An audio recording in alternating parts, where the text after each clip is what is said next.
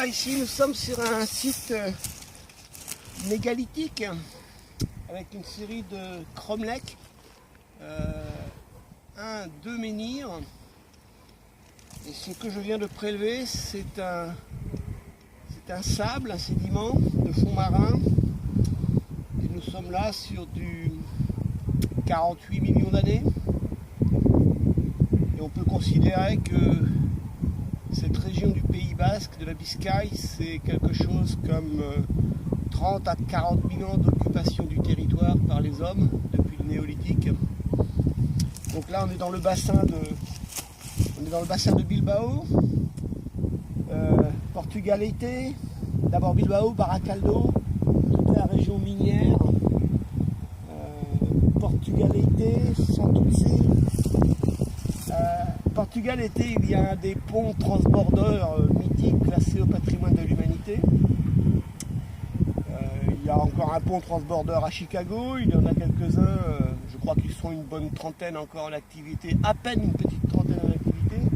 Ce qui rend intéressant celui de Portugalete, c'est qu'il est antérieur à la Tour Eiffel. Donc c'est un jeune homme. Et à côté, on a à Santurce le port de Santurce, qui est un port de pêche, un port industriel. Là, on a une statue d'une vierge qui fait une quinzaine de mètres de hauteur. La Vierge du Carmel, qui est la patronne des marins. Mais surtout le bassin de Bilbao, bassin minier. Tout le minerai de fer a été extrait, on a construit les bateaux. La période d'émigration vers l'Amérique du Sud et tous les hispaniques qui sont passés sous ce pont transbordeur et devant cette vierge de Portugalete se sont jurés en versant des larmes de revenir un jour en Espagne, au Portugal, au Pays Basque. Et bien évidemment beaucoup ne sont jamais revenus. Et c'est aussi une des raisons pour lesquelles beaucoup de femmes hispaniques dans le monde s'appellent Carmen, en référence à cette Vierge du Carmen qui est à la sortie de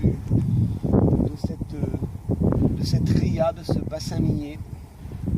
Et qui fait que maintenant on a le musée Guggenheim avec cette architecture très particulière qui, en fait, quand on regarde bien, l'architecture du musée Guggenheim de Bilbao, ce sont 2 étraves de bateaux enchevêtrées l'une dans l'autre. Donc on est dans un univers maritime. Et là, je suis allé chercher ce sable qui est... bien évidemment, je vais le broyer parce que ce sont des enrochements sédimentaires. Voilà que je les sème en plus. Bon, c'est pas très grave, je vais en prendre un autre. Voilà, ça ressemble à cela.